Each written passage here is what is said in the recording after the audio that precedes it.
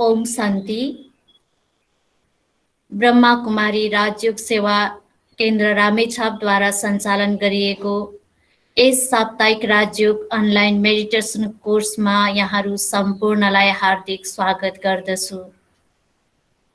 आज हामी यो साप्ताहिक कोर्सको 5औं दिनमा प्रवेश गर्न गइरहेका छौँ र अघिल्ला दिनहरूमा हामीले आत्मा, अध्यात्म र यससँग सम्बन्धित धेरै कुराहरू यहाँहरू समक्ष राख्दै आएका छौँ र आज यहाँहरू समक्ष राख्नेछौँ मानव आत्माको 84 जन्मको अद्भुत कहानी। त यो एउटा कहानीकै रूपमा रहेको छ र 84 जन्म जुन हामीले भन्दै र सुन्दै आएका थियौँ र आज हामी त त्यो कसरी कुन कुन युगमा कति कति जन्म र कसरी 84 जन्म लिन्छौँ भन्ने कुरा यहाँहरू समक्ष राख्नेछौँ। जसरी मानव आत्माको 84 लाख जन्म होइन, मात्र 84 जन्म हुन्छ, त्यो पनि अन्य पशु पन्छी प्राणीमा नभइकन मानवमै गएर जन्म लिन्छन् भन्ने कुराहरू हामीले भन्दै आइरहेका छौँ। र त्यस्तै गरी चारवटा युग जुन सृष्टि चक्रमा पनि बताइएको छ, चारवटा जसको आयु बराबरी छ, हरेक युगको आयु। सतयुगको छ 1250 वर्ष, त्रेता युगको पनि 1250 वर्ष छ, द्वापर युगको पनि 1250 वर्ष छ भने कलियुगको आयु पनि 1250 वर्ष नै छ। र यसरी बराबरी छ र सतयुगको आयु 1250 वर्ष छ र यही 1250 वर्षभित्र हाम्रो जन्म हुँदो रहेछ 8 जन्म। त्यहाँ हरेक मानवले लिने जन्म 8 जन्म बढीमा। र फेरि त्रेता युग आउँछ त सतयुगको 1250 वर्ष पुरा हुन्छ, त्रेता युग आउँछ र त्रेता युगमा हामीले 12 जन्म लिँदो रहेछौँ। त्रेता युगको 1250 वर्षभित्र हामीले 12 जन्म लिन्छौँ। सतयुगमा 8, त्रेता युगमा 12, 8 र 12 गरी 20 जन्म हुन्छ। फेरि यो दुईटा युग बित्छ, अर्को आउँछ द्वापर युग। द्वापर युगको 1250 वर्षभित्र हाम्रो हुँदो रहेछ 21 जन्म। त यो 21 जन्म र 20 जन्म गरेर हाम्रो 41 जन्म हुन्छ। र कलियुगको यो 1250 वर्षभित्र हुन्छ 42 जन्म। अब 42 र 41 गरी कति जन्म हुन्छ भन्दा यहाँहरूको अन्दाज पनि भइसकेको छ कि 83 जन्म हुन्छ।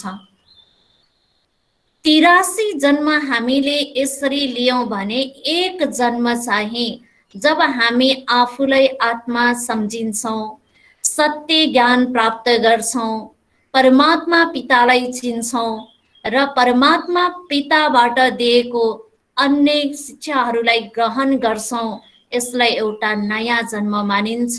योसँग हाम्रो 84 जन्म हुन्छ, 84 लाख होइन। यसरी हामीले 84 जन्म पुरा गर्दो रहेछौँ। सतयुगमा 8, त्रेता युगमा 12, द्वापर युगमा 21, कलियुगमा 42 र यो संगम युग भनेको छोटो युग जुन सृष्टि चक्रमा यहाँहरू समक्ष राखिएको थियो। सतयुग र कलियुगको बीचको एकदमै छोटो समय, थोरै समय तर एकदमै महत्त्वपूर्ण समय, त यसलाई एउटा जन्म मानिन्छ। योसँग हाम्रो 84 जन्म हुन्छ। र त्यस्तै गरी सतयुगको 1250 वर्षभित्र हामीले कहाँ 8 जन्म लियौं र कलियुगको यही 1250 वर्षभित्र कहाँ 42 जन्म। यति फरक किन त? कहाँ 8 जन्म, कहाँ 42 जन्म, यति फरक किन हुन गयो? किन भन्दा त्यहाँ आयु फिक्स हुन्छ। सतयुगमा हरेक मानवको आयु फिक्स हुन्छ, त्यहाँ 150 वर्ष हुन्छ। इच्छा मरण हुन्छ। मेरो यो शरीर पुरानो भयो, म यसलाई छोड्छु, गएर बच्चा बन्छु या यो ठाउँमा गएर जन्म लिन्छु, यस किसिमको सम्पूर्ण ज्ञान हुन्छ। र त्यसलाई मृत्यु भनिँदैन। सतयुगमा शरीर छोड्नुलाई मृत्यु नभइकन एउटा महोत्सव या खुसियालीको रूपमा लिन्छौँ। अनि कलियुगमा आइपुग्दा यो किन यति धेरै जन्म हुन गयो भन्दा त यहाँ कुनै पनि ठिकान भएन उमेरको, आयुको, जहाँ जसको जतिखेर पनि मृत्यु हुने भयो। र यहाँ 42 जन्म किन भन्दा त यहाँ यति नै हुन्छ भन्ने रहेन। त्यसैले गर्दा सतयुगलाई अमर लोक भनिएको छ भने कलियुगलाई मृत्यु लोक भनिएको छ, जसले गर्दा सबैको शिरमा मृत्यु घुमिरहेकै कारणले मृत्युदेखि सबै डराउँछन्, मृत्युदेखि सबै भाग्छन्। तर कहाँ जाने त? जता हेर्यो त्यतै हामीले के देखिराखेका छौँ या आज के देखिराखेका छ कि चारैतिर भयानक त्यो दृश्य देखिराखेको छौँ। यस्तो अवस्थामा छौँ र आजको मृत्यु र सतयुगको मृत्युमा फरक के रह्यो भन्दाखेरि सतयुगको मृत्यु चाहिँ कहीँ भ्रमण गर्न गएको जस्तो हो भने कलियुगको मृत्यु चाहिँ अपहरण भएको जस्तो हो। जस्तै हामी यहाँबाट कुनै स्थानमा जाँदैछौँ या विदेशतिर जाँदैछौँ र त्यहाँ जाँदैछौँ भने त्यहाँको हामीलाई सम्पूर्ण कुराको ज्ञान हुन्छ भने हामी एकदमै खुसी हुन्छौँ, साथीभाइलाई जम्मा गर्छौँ, रमाइलो गर्छौँ कि म त यसरी जाँदैछु, एकदमै खुसी हुन्छौँ। त्यहाँ दुःख भनेको अलिकति पनि हुँदैन र त्यस किसिमले त्यहाँनिर खुसियाली मनाएर नै जाने गरिन्छ। तर अपहरण यहीबाट त्यही कसैले गर्दैछ भने हामी कति धेरै दुखी हुन्छौँ, छटपटाउँछौँ, मद्दतको लागि कसैलाई बोलाउँछौँ, बचाऊ भन्छौँ, यस किसिमको हामी पुकार गर्न थाल्छौँ। किन त?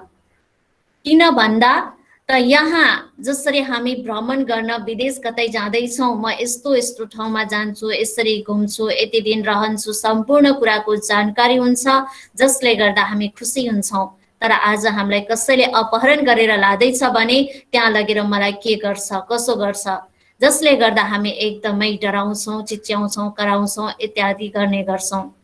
र कलियुगको मृत्यु पनि वास्तवमा त्यही किसिमको हुन गयो, एक किसिमको अपहरण जस्तो।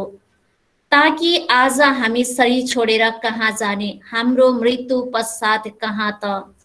कसैले भनिदिएको छ 84 लाख योनिमा जानुपर्छ, कसैले भनिदिएको छ यस्तो यस्तो किसिमको यातनाहरू भोग्नुपर्छ, जसले गर्दा मृत्युदेखि भयभीत भएका छन्। फेरि पनि मृत्यु त रहि नै रहेको छ या झन् त्यो हाम्रो पिछा नै गरिराखेको छ।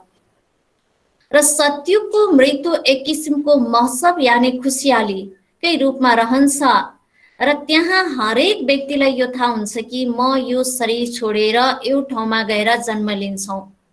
तर कलियुगमा पनि कसै कसैलाई यो ज्ञान हुन्छ र यो ज्ञान हुन्छ, कसैले भन्नु पनि हुन्छ कि म यसरी यो समयमा शरीर छोड्छु। यो भन्नुभएको हामीले सुनेको पनि छौँ, यहाँहरूले पनि सुन्नु भएको छ। यो दिन यति बजेर यो समयमा म शरीर छोड्दैछु, यस्तो यस्तो गर्ने भनेर पूर्ण तयारी गरिराख्नु भएको हुन्छ। तर त्यो शरीर छोडे पश्चात कुन ठाउँमा गएर जन्म लिने, कहाँ जाँदैछु, त्यो कुराको ज्ञान हुँदैन भने सतयुगमा चाहिँ दुवै ज्ञान हुन्छ। र कलियुगमा यदि हामीलाई शरीर छोड्दैछु यो ज्ञान हुन्छ, त कहाँ जान्छु त्यो ज्ञान हुँदैन र यो फेरि सबैलाई पनि हुँदैन, कसै कसैलाई मात्र हुन्छ। त अहिले कलियुगमा आइपुग्दाखेरि चाहिँ यसरी हामीले सतयुगलाई अमर लोकको रूपबाट लिन सक्छौँ भने कलियुगलाई मृत्यु लोकको रूपमा हेर्न सक्छौँ। त्यस्तै गरी सतयुग, सतयुग जहाँ 16 कला सम्पूर्ण हुन्छ, देवता घराना हुन्छ, जहाँ लक्ष्मी नारायणको राज्य हुन्छ, जहाँ हर मानव, हर नर नारी देवतुल्य हुन्छन्। र यसरी फेरि हामीले सतयुगको वर्णनहरू धेरै रूपबाट प्राप्त गर्छौँ। त्यस्तै गरी हामीले सतयुगको महाराजा महारानी लक्ष्मी नारायणलाई पाउँछौँ। र लक्ष्मी नारायणलाई हेर्दाखेरि हामीले त्यही युवा यानी त्यो अवस्थामै पाउँछौं र उहाँको बचपन अवस्था पाएको छैन। उहाँको बचपनको हामीले कुनै कहानी या पोस्टरहरू पाउँदैनौं, फोटोहरू पाउँदैनौं। किन त? यसको मतलब यो होइन कि उहाँहरू बच्चा नै हुनु भएन, एकैचोटि त्यो अवस्थामा आउनुभयो, त्यो होइन। र उहाँहरूको बचपन अवस्था, लक्ष्मी नारायणको बचपन अवस्था भनेको राधा कृष्ण हो। र राधा कृष्णकै जब स्वयंवर हुन्छ तब नाम बदलेर लक्ष्मी नारायण राखिदो रहेछ। राधाको लक्ष्मी, कृष्णको नारायण यसरी राखिन्छ। र जुन कृष्ण जसको हामी बचपनको अवस्था पाउँछौं र भन्ने पनि गरिन्छ श्री कृष्ण जन्माष्टमी, यसरी पनि हामीले मनाउने गर्छौं। श्री कृष्णको भन्नुपर्दा श्री कृष्ण जन्माष्टमी भनेर मनाउँछौं। यो के यसले संकेत गर्दो रहेछ, यसको रहस्य के रहेछ भन्दा सतयुगमा श्री कृष्णको 8 जन्म हुँदो रहेछ, 8 जयन्ती। श्री कृष्णले त्यहाँ 8 ड्रेस धारण गरेर पाठ बजाउने या एक पछि एक त्यही किसिमले पाठ बजाउने भएको हुनाले त यो श्री कृष्ण जन्माष्टमी भनेर मनाइएको रहेछ। तर हामीले के बुझ्छौं भन्दा यो जन्माष्टमी भनेर श्री कृष्णको जुन मनाइएको छ यो चाहिँ अष्टमीको दिनमा जन्मेर जन्माष्टमी मनाइएको हो भन्छौं भने अर्कोतिर फेरि के भनिन्छ, देवकीको 8औं पुत्र भएको कारणले पनि जन्माष्टमी मनाएको हो भनेर भनिन्छ। कि 7औं सम्म कंसले मारिदियो र 8औं पुत्र श्री कृष्ण भनेर भनिएको छ। वास्तवमा देवकीको 8औं पुत्र श्री कृष्ण नभइकन श्री कृष्णको त्यहाँ 8 जन्म हुँदो रहेछ सतयुगमा। त्यसैले सतयुगमा हामीले अघि नै भनिसक्यौं 8 जन्म हुन्छ, त्यो 1250 वर्ष भित्र।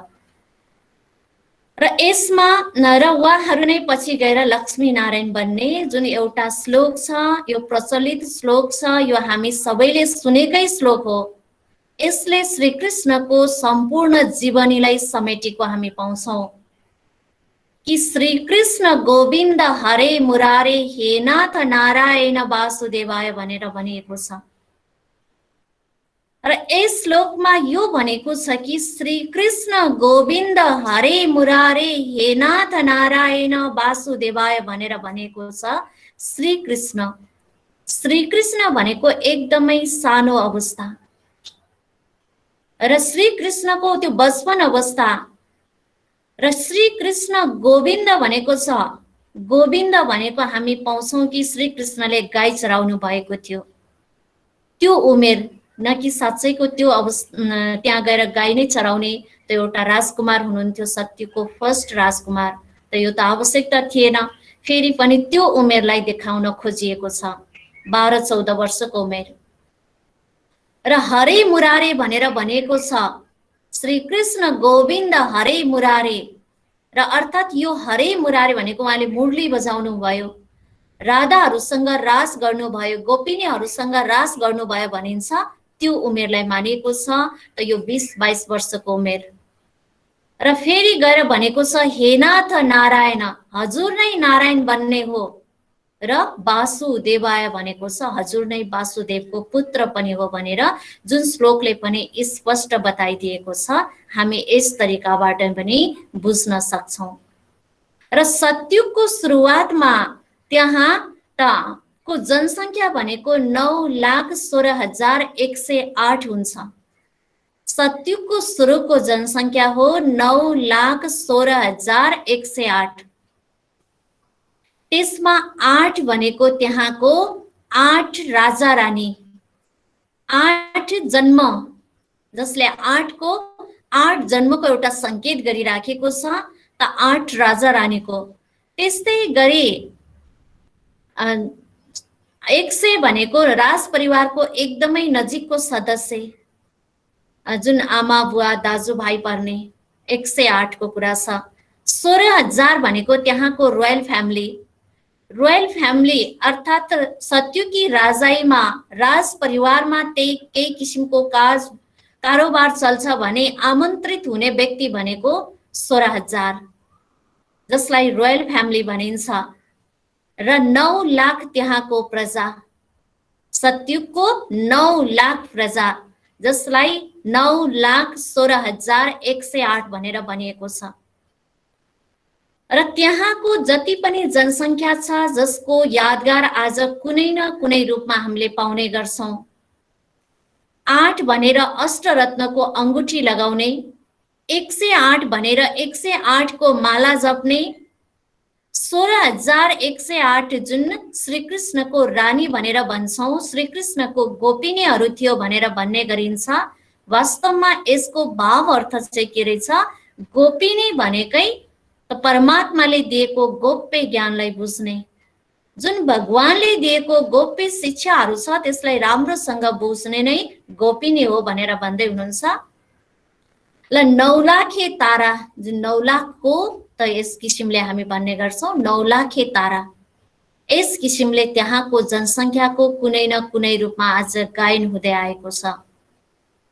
र यसरी सत्युगमा हाम्रो त यो 1250 वर्ष यस किसिमले बित्छ जहाँ मानव सम्पूर्ण रीतिबाट रहन्छन्, कुनै पनि कमी देखिँदैन, जहाँ आत्माको क्वालिटी A1 हुन्छ र पूरा शक्तियुक्त हुन्छ। आत्मामा भएको चार्ज जुन छ त्यो पूर्ण रूपमा रहेको हुनाले त्यस किसिमले नै कार्य गरिराखेको हुन्छ सत्युगमा। तब यो 1250 वर्ष पूरा हुन्छ। जब यो 1250 वर्ष लगभग पूरा हुन लाग्छ, त्यहाँको जनसङ्ख्या अलि बढ्छ, त्यहाँ 2 करोड हुन्छ। फेरि त्रेता युग लाग्छ। त्रेता युग लागिसकेपछि त्यहाँ रामको जन्म हुन्छ, 9 रूपमा रामको जन्म हुन्छ। त्यसैले हामीले श्रीकृष्ण जन्माष्टमी भन्छौं भने त रामको के मनाउने गर्छौं? रामनवमी। हामी सप्तमी भन्दैनौं, दशमी भन्दैनौं, नवमी नै किन भन्छौं भन्दा रामको के हुँदो रहेछ? 9 रूपमा रामको जन्म हुने भएको हुनाले रामनवमी भनेर भनिदो रहेछ। र सत्युगमा सूर्यवंशी घराना थियो, त्यसैले नारायणलाई सूर्य नारायण भनिन्छ र आजको सूर्यलाई पनि नारायणकै रूपमा पूजा गरिन्छ। र आजको नारायण, जब नारायणको राज्य थियो त्यसलाई सूर्यवंशी घराना भनिन्छ। त्यस किसिमको त्यहाँ क्वालिटी, त्यस किसिमको त्यहाँ गुणहरू थियो। र जब रामको राज्य सुरु हुन्छ त्यसलाई चन्द्रवंश पनि सुन्नु भएको छ, रामचन्द्र।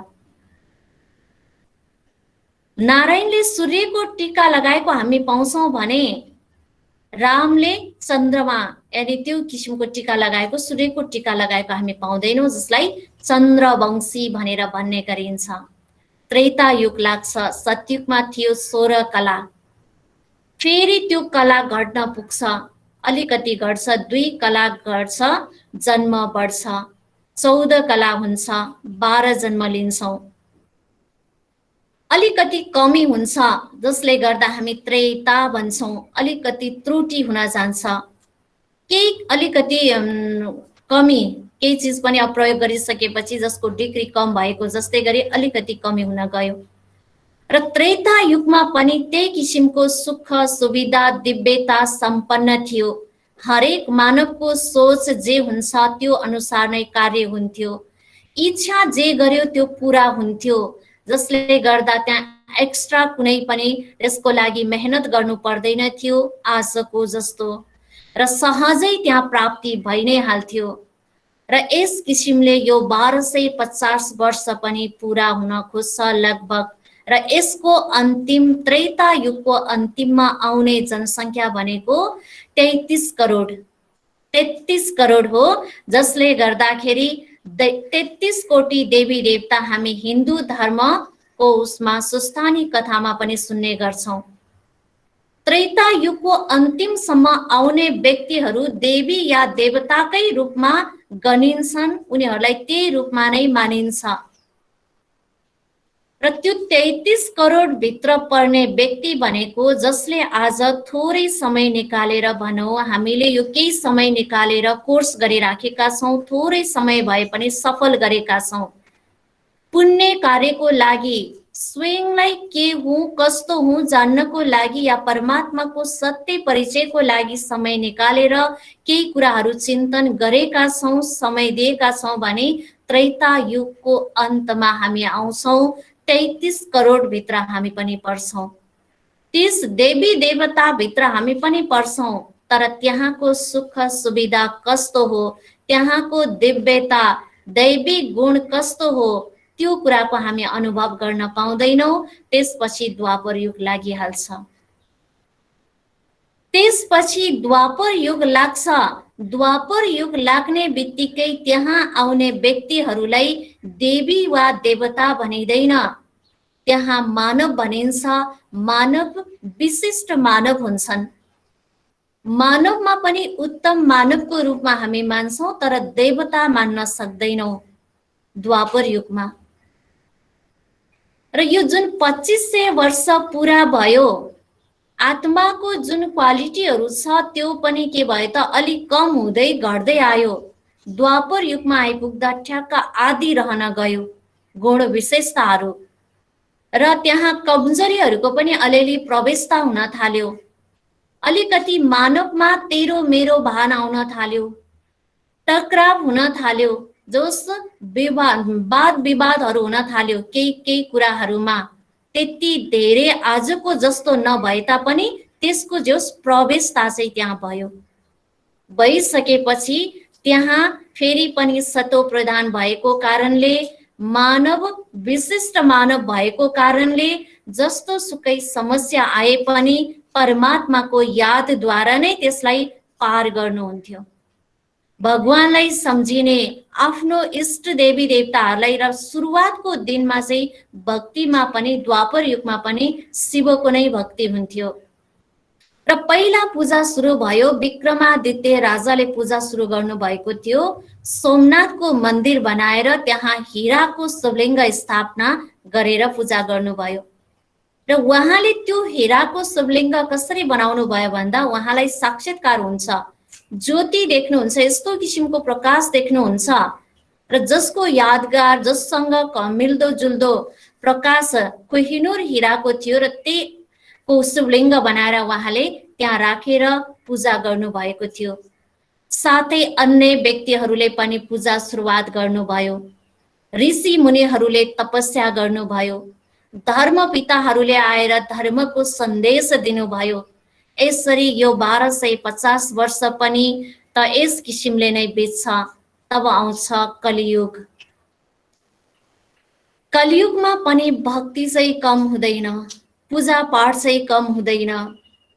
पूजा गर्नेको त्यत्तिकै लाइन हुन्छ, भक्ति गर्ने त्यत्तिकै छन्, फेरि पनि प्राप्ति किन भएको छैन त? आज जे भावना राखेको छ किन पुरा भएको छैन त भन्दा एकातिर हामीले पुण्य गर्यौं भनेर केही न केही गरिराखेको हुन्छौं, तर त्यही भित्र नै कताबाट हाम्रो के हुन जान्छ त पापको खाता बन्न जाँदो रहेछ। सूक्ष्म रूपले त्यता कताबाट हामीमा कर्मको हिसाब बन्दो रहेछ, जसले गर्दाखेरि त पुण्य सोचेर गर्दा गर्दै पनि त्यहाँ त विकर्म भइराखेको छ, पाप भइराखेको छ। र कलियुगमा एकातर्फ हामी पूजा हरेकको गर्छौं, आफ्नो इष्ट देवको गर्छौं, शिव परमात्माको गर्छौं, र धरती आकाश अग्नि जल यी रुख सबैको हामी पूजा गरिराखेका हुन्छौं। फेरि पनि अर्को तर्फ त्यही किसिमको विचार, त्यही किसिमको व्यवहार किन भइरहेको छ भन्दा द्वापर युगसम्म हाम्रो 8 कला हुन्छ। सतयुगमा थियो 16 कला, त्रेता युगमा आइपुग्दा 14 कला हुन्छ, द्वापर युगमा आइपुग्दा 8 कला हुँदो रहेछ, ठ्याक्क 16 को 8। त्यसैले गर्दा त्यहाँको मानव धेरै नै विवेकवान थिए, बुद्धिवान थिए। कुनै पनि कार्यको लागि आफ्नै बुद्धिको प्रयोग त्यहाँ पनि हुन्थ्यो भने कलियुगमा आइपुगिसकेपछि कला सबै हराउँदो रहेछ। जसलाई जिरो कला नै हामी भन्न सक्छौं भनेर त्यस्तै भन्दा पनि एक केही कला त रहन्छ, फेरि पनि मानवमा धेरै भन्दा धेरै अवगुणको प्रवेशताले गर्दा त्यो एक दुई हामीले त्यसलाई छुट्याउन सकिराखेका हुँदैनौं। र त्यसले गर्दाखेरि विकर्म धेरै भन्दा धेरै हुने, पाप कर्म धेरै भन्दा धेरै हुने, दुःख पीडा एकातिर व्रत वसन पुण्य गर्नको लागि अर्कोतिर हिंसा गरिराखेको छन्।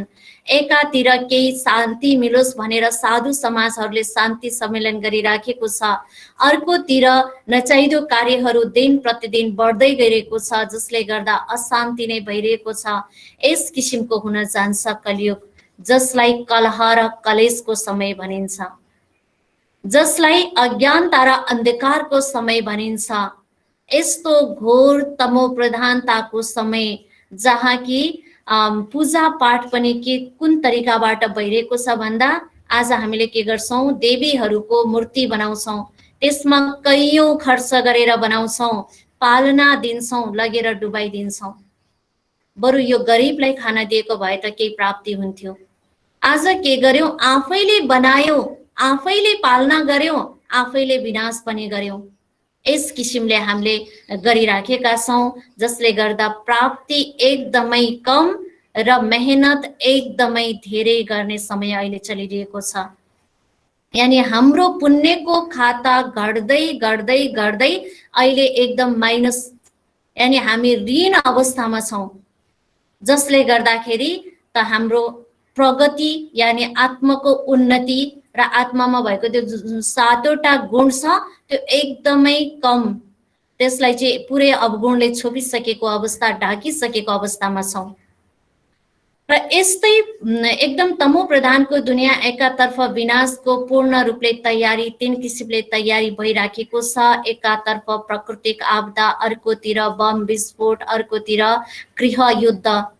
र यो दृश्य आज सबैले देखिराख्नु भएको छ। यसै समयमा अर्को तर्फ परमात्मा पिता आएर एक धर्मको लागि स्थापना गर्ने कार्य गर्दै हुनुहुन्छ, जसलाई भनिन्छ संगम युग।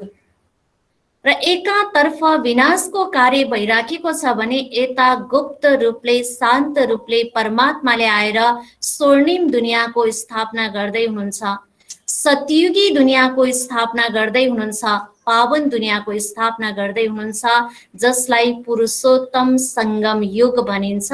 संगम अर्थात् यो कलियुग र सतयुगको संगम पनि हो र आत्मा र परमात्माको संगम पनि हो। र यो एउटा हाम्रो महत्त्वपूर्ण जन्म पनि हो। जस्तै अघि हामीले 84 जन्मको बारेमा यहाँहरू बीच कुराहरू राखेका थियौं र 83 जन्म हामीले यो चारवटा युगमा लियौं भने एउटा जन्म यसलाई मानिन्छ जुन एकदमै महत्त्वपूर्ण जन्म, जसलाई एकदम दुर्लभ जन्म भनिन्छ। कतिपयले भन्ने गर्नुहुन्छ मानव जन्म एकदमै तपस्या गरेपछि पाउँछ, अति दुर्लभ छ भनिन्छ। वास्तवमा त्यो कुन चाहिँ जन्म रहेछ भन्दा यही जन्म हो जुन परमात्मा पिताद्वारा हाम्रो जन्म भएको छ।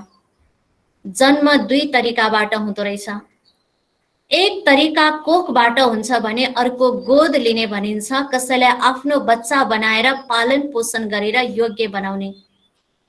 त्यस्तै गरी हाम्रो जन्म सतयुग र त्रेतामा देवी देवतामा देव आत्माबाट भयो, द्वापर र कलियुगमा मनुष्य आत्माबाट भयो भने यो संगम युग यस्तो युग हो जहाँ परम पिता परमात्माद्वारा एउटा दिव्य जन्म प्राप्त भएको छ, एउटा अलौकिक जन्म प्राप्त भएको छ, ईश्वरीय जन्म प्राप्त भएको छ।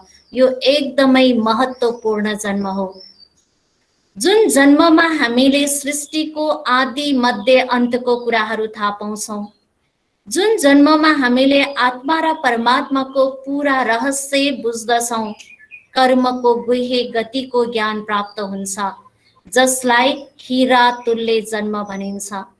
र अहिले गरेको कर्मकै आधारमा सतयुगमा हामीलाई त्यो प्राप्त हुँदो रहेछ। त्यसैले आज हामी भगवानको गोदको बच्चा बनेका छौं, सन्तान बनेका छौं। त्यसैले हाम्रो यो एउटा नयाँ जन्म भयो, ईश्वरीय जन्म भयो र एकदम महत्त्वपूर्ण जन्म भयो। यसरी हाम्रो यो 84 जन्मको कुरा छ र यही समयमा आएर परमात्माले नयाँ सृष्टिको स्थापना गर्दै हुनुहुन्छ। र यसरी हामीले कलाहरू कम हुने क्रममा सतयुगमा हाम्रो 16 कला हुन्छ, त्रेता युगमा 14 कला हुन्छ, द्वापर युगमा 8 कला हुन्छ भने कलियुगमा 0 कला मानिन्छ र संगम युगमा हुन्छ हाम्रो चढ्ती कला। संगम युगमा चढ्ती कला सम्पूर्ण कला ग्रहण गर्ने, सम्पूर्ण गुणलाई धारण गर्ने र आत्मामा भएको शक्ति जुन आज सबै विस्मृत भएको छ, अवगुणले ढाकेको छ, त्यो सातवटा शक्ति त्यसलाई जागृत गर्ने यो समय हो र यसै जागृतिको आधारमा फेरि त्यो दुनियाँमा त्यस किसिमको प्राप्ति हुन्छ। त्यसैले यो जन्मलाई एउटा ब्राह्मण जन्म पनि भनिन्छ। जात हामी जुनै भए पनि कर्म यस्तो हुनु पर्यो कि ब्राह्मणको हुन त भनिदो रहेछ। कलियुगमा आइपुग्दा सबै मानव चाहिँ शूद्र तुल्य बन्दो रहेछन्। त्यसैले अहिले परमात्माले आएर हामीलाई कर्मको ब्राह्मण बनाउँदै हुनुहुन्छ। ब्राह्मण भनेको यस्तो हो, देवता भन्दा पनि उच्च। त्यसैले भनिन्छ ब्राह्मण देवताय नमः। अहिले कर्मको ब्राह्मण बनिसकेपछि मात्र त्यो व्यक्ति गएर सतयुगमा देव तुल्य बन्दो रहेछ, देवी देवता बन्छन्। र सत्युगको जुन 16 कलाको हामी कुरा गर्छौं, 16 कला भनेर एउटा दुईटा भनेर गनेर पुर्याउने भन्दा पनि 16 कलाले यो सिद्ध गर्छ सम्पूर्णता। जस्तै यहाँ कसैले भनेको कुरा एकदमै ठिक छ भन्नु परेमा 16 आना सत्य छ भन्छौं।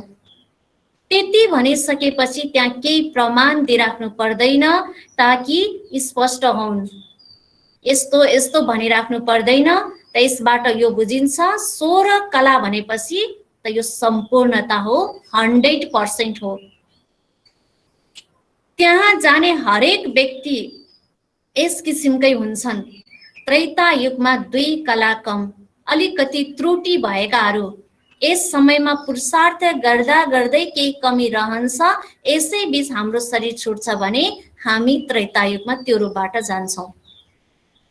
र द्वापर युग जसमा ठ्याक्क आदि हुन्छ, कलियुग जसमा त कला रहँदैन र संगम युग एउटा चढ्ती कलाको समय मानिएको छ। सतयुगलाई गोल्डन एज मानिन्छ, सुनौलो दुनियाँ स्वर्णकाल भनिन्छ भने त्रेता युगलाई चाँदीको दुनियाँ मानिएको छ। द्वापर युग तामाको दुनियाँ भने कलियुग फलाम यानी त यसलाई आइरन एज भनेर भनिन्छ भने संगम युग यसलाई भनिन्छ डायमन्ड युग, हीरा तुल्य समय। यो संगम युग यस किसिमले चलेको छ। र यहाँ सतयुग र त्रेतालाई ब्रह्माको दिन भनिन्छ। सतयुग र त्रेतालाई राम राज्य भनिन्छ। सतयुग र त्रेता त्यस किसिमले रहन जान्छ भने द्वापर र कलियुगलाई रावण राज्य भनिन्छ। द्वापर र कलियुगलाई ब्रह्माको रात भनिन्छ। रातको सुरुवात द्वापर युगबाट हुन्छ त अहिले घोर रात्रिको समय चलिरहेको छ। यसरी त यो 84 जन्मको चक्र हामीले पूरा गर्छौं र अहिले हामी यो अवस्थामा छौं, कलियुगको अन्त एकदमै तमो प्रधान समयमा। र यही समयमा परमात्माले आएर यसबाट छनौट गर्दै हुनुहुन्छ नयाँ संसारको लागि, छान्ने कार्य गर्दै हुनुहुन्छ। र त्यसबाट जो व्यक्ति योग्य बन्छन्, त्यो दुनियाँको लायक बन्छन् 9,16,108। त्यस पश्चात यो दुनियाँ समाप्त र नयाँ सतयुगी संसारको सुरुवात हुन्छ। त्यसैले आज हामी यस्तो संसारमा आएका छौं जहाँ हर तरिकाबाट भए नै भएछ। कुनै पनि यस्तो स्थान छैन जहाँ सुरक्षित छौं, सुरक्षित रहन्छौं। किन भन्दा एकजना व्यक्ति कतै गइराखेको थियो, उसलाई कुनै एउटा जंगली जनावरले लखाट्छ। लखाटिसकेपछि ऊ एकदमै डराउँछ। अब उसलाई त्यही किसिमको स्पिरिटले लखाटिराखेको हुन्छ त ऊ दौडिन्छ। अब के गर्ने, कहाँ जाने, कसरी बस्ने, उसले एकदम सोचिराखेको हुन्छ। त त्यही क्रममा त एउटा उसले गुफा जस्तो या रुखको भित्र एउटा त्यस किसिमको देख्छ, त्यहाँ ऊ छिर्छ। र त्यो भित्र छिरिसकेपछि उसले एउटा लामो श्वास फेर्छ, बल्ल बचे, यस्तो चिजबाट म बचे भनेर ऊ एकदम आफूलाई सुरक्षित फिल गर्छ। गरेपछि त्यहाँनिर एउटा दुईटा हाँगा रहेछ र त्यो दुईटा हाँगा जस्तो भेट्छ त्यहाँ झुन्डिराखेको थियो र एकछिन पछि लामो सास पश्चात यसो मास्तिर के आवाज आइराखेको थियो कुरुकुर गरेर। त्यो आवाज हेर्दा त त्यहाँ दुईटा मुसा रहेछन्, त्यो मुसाले त्यो हाँगा पनि काट्दै थियो। एउटा कालो मुसा, एउटा सेतो मुसा, त्यसले काटिराखेको रहेछ। र अब म खसे भने कहाँ पुग्छु त भनेर यसो तलतिर हेरेको त एउटा पोखरी जस्तो रहेछ र त्यहाँ माथि गोही, त्यहाँ भित्र गोहीले गरी बसिराखेको रहेछ।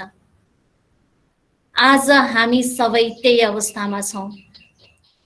जता जाउँ कहाँ देख्छौँ एकछिन त लाग्छ हामीलाई म यो सुरक्षित स्थानमा आएको छु, एकदमै लामो सास फेर्छौँ, म बचे भन्छौँ, तर अर्कोतिरबाट त त्यही किसिमले आक्रमण भइरहेको छ। अर्कोतिरबाट त्यही गोही जस्तै गरेर बसिरहेको छ। चारैतिर मृत्यु नै मृत्यु हामी पाउँछौँ। जुन लखेटिरहेको छ आज हामी, हाम्रो उमेर या त्यो अवस्थाले हामी अगाडि बढ्दैछौँ र जुन देखाएको छ कालो मुसा र सेतो मुसा, त्यो दिन र रात, आज भन्यो दिन भन्यो बेलुका भन्यो भोलि दिन भन्यो, यसरी समय बित्दै गइरहेको छ। मास्तिर यसरी उसले हे भगवान भनेर मास्तिर हेर्छ, त्यहाँ एउटा मौरी, भिर मौरी रहेछ, त्यसबाट चाहिँ मह झरिराखेको थियो, उसको मुखमा पर्छ, त्यही पनि उसलाई आनन्द आउँछ। त्यो वास्तवमा के रहेछ भन्दा यस्तै सङ्कटको घडीमा पनि जब हामीले परमात्मातिर कनेक्सन जोड्छौँ भने हामीले त्यो सारा कुरा बिर्सेर आनन्दको अनुभूति गर्छौँ। र अहिलेको माहौल परिस्थिति यस्तो छ ताकि हामीले चारैतिर भएको दृश्यलाई भन्दा पनि उस परमपिता परमात्मातिर हेरेर उस परमात्मा पितासँग बुद्धि जोड्न सकेमा सम्पूर्ण प्राप्ति गर्छौँ, सम्पूर्ण फाइदा लिन्छौँ, ताकि आजको लागि मात्र नभएर जन्म जन्मको लागि हामीलाई फाइदा हुनेछ। यसरी यो आज छ 84 जन्मको कहानी यहाँहरूलाई राखेका छौँ र यो 84 जन्म पुरै उसले लिन्छन् जो सत्युगदेखि सुरुदेखि आएको छन् भने पुरा 1-2 जन्म पनि लिन्छन्। र यो 1-2 जन्म लिने कसले लिन्छन् र कसरी बुझ्ने भन्दा यो कलियुगको अन्तिममा आउने व्यक्तिहरू जो नास्तिकपना भएको हुन्छ, जसले धर्मको नाम सुन्न चाहँदैनन्, यस्तो व्यक्तिहरू चाहिँ कलियुगको अन्तमा आएको हुन्छ केही समयको लागि। र उनीहरूले भन्छन् कि जीवन भनेको त खाने पिउने मौज मस्ती गर्ने हो, पछि भनेको कसले देखेका छ, यही समय यही रीतिबाट उनीहरूले आफ्नो जीवनलाई बिताउँछन्। र यसरी यो द्वापर युग, यसरी चाहिँ हामीले त यो अन्तमा आएको व्यक्तिहरूको पहिचान पनि गर्न सक्छौँ। र सुरुवाती दिनमा आएका व्यक्तिहरू सबैबाट तृप्त भइसकेका हुन्छन्, जसले गर्दा त्याग, तपस्या, सेवा यसमा तल्लीन रहन मन पराउँछन्, यसमा लगन जुटेको हुन्छ। र आज हाम्रो जति पनि हामीले सिकेका शिक्षाहरू छौँ, विद्याहरू छौँ, यो चाहिँ द्वापर युगदेखिको कुराहरू छ, जसलाई 2500 वर्षभित्र या 2000 वर्षभित्रकै कुराहरू हामी पाउँछौँ भन्दा त्योभन्दा अगाडिको कुरा परमात्माले आएर यस समयमा 5000 वर्षकै कुरा बताउँदै हुनुहुन्छ। र यहाँ मनुष्य सृष्टि रूपी कल्पवृक्ष जुन 84 जन्मको कुराहरू हामीले राख्यौँ र यहाँ छ मनुष्य सृष्टि रूपी रुख यानि कल्पवृक्ष, जसको जरामा आज हामी बसेको छौँ। त यो गीतामा पनि भनाइ छ कि एउटा रुख थियो जसको मुनि बसेर जे सोच्यो त्यो पुरा हुन्छ, पुरा भयो। र एकजना व्यक्ति गइराखेको थियो, जाँदा जाँदै त्यही रुखको मुनि ऊ बास बस्न पुग्छ। रात परिसकेको थियो र त्यही बास बस्छ। त्यो रुख एकदमै ठुलो विशाल थियो र त्यहाँ ऊ आरामसँग बस्यो। बसिसकेपछि उसलाई संकल्प चल्छ कि म दिनभरि हिँडेको छु, थाकेको छु, एकदमै भोक लागेको छ, केही खानेकुरा पाए त हुन्थ्यो भनेर संकल्प गर्छ। गरिसकेपछि त्यहाँ संकल्प जे गर्यो त्यो पुरा भइहाल्ने त्यो वृक्ष र खानेकुरा टक्क अगाडि आउँछ त उसले खान्छ। फेरि संकल्प चल्छ कि त कस्तो पानी प्यास लागेको छ, पानी पनि पिएको थिएन, त पिउन पाए हुन्थ्यो भनेर संकल्प चल्छ, टक्क पानी आउँछ, पानी पनि उसले पिउँछ। फेरि संकल्प चल्छ कि आराम गर्न पाए हुन्थ्यो, दिनभरि हिँडेको छु, एकदमै थाकेको छु, भन्ने बित्तिकै त्यहाँ बेड आउँछ, डसना सबै चिजहरू आउँछ, विस्तारहरू, र त्यहाँ उसले ढल्किँदै यस्तो संकल्प गर्छ, चारैतिर यसो दृष्टि लगाउँछ, र लगाउँदा त कस्तो अँध्यारो घनघोर जङ्गल जस्तो लाग्छ, यो त कस्तो डरलाग्दो ठाउँ पो रहेछ, कहीँ बाघ त आउँदैन भनेर के संकल्प मात्र गरेको थियो, फुत्त बाघ आउँछ र खाइदिन्छ। जब उसले राम्रो राम्रो संकल्प गरेको थियो त्यो पनि पुरा भयो, र नराम्रो संकल्प गर्यो त्यो पनि पुरा भयो। र आज हाम्रो नराम्रो हुनुको कारण भनेको पनि अरू केही होइन, अरू कोही होइन, हाम्रै संकल्प हो। किन भन्दा आज हरेक मानवको संकल्प 95% नेगेटिभ चलिराखेको छ, 5% मात्र पोजिटिभ चल्छ, सकारात्मक चल्छ। कुनै पनि केही हुन्छ त हामीमा यति धेरै नकारात्मक चिन्तन चल्न थाल्छ ताकि न हामीलाई भोक लाग्छ, न हामीलाई प्यास लाग्छ, न हामीलाई निद्रा लाग्छ। त्यस किसिमको संकल्प चल्छ जसले गर्दाखेरि त्यो नराम्रो हुनै बाध्य नै बनाउँछ। र यहाँ परमात्माले के भन्दै हुनुहुन्छ, जस्तो सुकै घटनालाई पनि सकारात्मक रूपले ल्याऊ, पोजिटिभ रूपले ल्याऊ, जसको परिणाम पोजिटिभ नै हुनेछ, सकारात्मक नै हुनेछ भनेर भन्दै हुनुहुन्छ। जसको रिजल्ट सकारात्मक नै आउँछ। त्यस्तै गरी यसमा एउटा यहाँलाई अर्को पनि प्रसङ्ग सुनाउन मन लाग्यो। जुन अकबर र बिरबल, यो राजा र मन्त्रीको प्रसङ्ग छ, यो यहाँहरूले पनि सुन्नु भएको हुन सक्छ, किन यो धेरै प्रचलित प्रसङ्ग, धेरै प्रचलित कहानीहरू उहाँहरूको बनेको छ। र राजा र मन्त्री अकबर र बिरबल थिए, र उहाँहरू कतै जाँदै हुनुहुन्थ्यो। अकबर राजा थिए, बिरबल मन्त्री थियो। बिरबल हिन्दू थियो, अकबर मुस्लिम थिए, र कतै जङ्गल जाँदै थिए, जान लागिराखेको थियो, र बाटोमा जङ्गल जानुभन्दा अगाडि केही खानेकुरा खानु परेको थियो, खाना खान थाले, र त्यसमा यस्तो फल निकालेर केही काट्न खोज्दाखेरि राजाको औँला काटिन्छ। काटिसकेपछि राजाले मन्त्रीलाई देखाउँदै भन्नुहुन्छ, हेर न बिरबल, मेरो त औँला काटियो। अनि उहाँले के भन्नुहुन्छ, मन्त्रीले, जे भयो ठिक भयो, राम्रै भयो भनेर भन्नुहुन्छ। किन भन्दा उहाँले चाहिँ गीता पढ्नु भएको थियो, र गीतामा के भनेको छ भने, जे भयो राम्रो भयो, जे हुँदैछ त्यो धेरै धेरै राम्रो हुँदैछ, र जे हुनेवाला छ त्यो त अझ धेरै धेरै धेरै राम्रो हुनेवाला छ।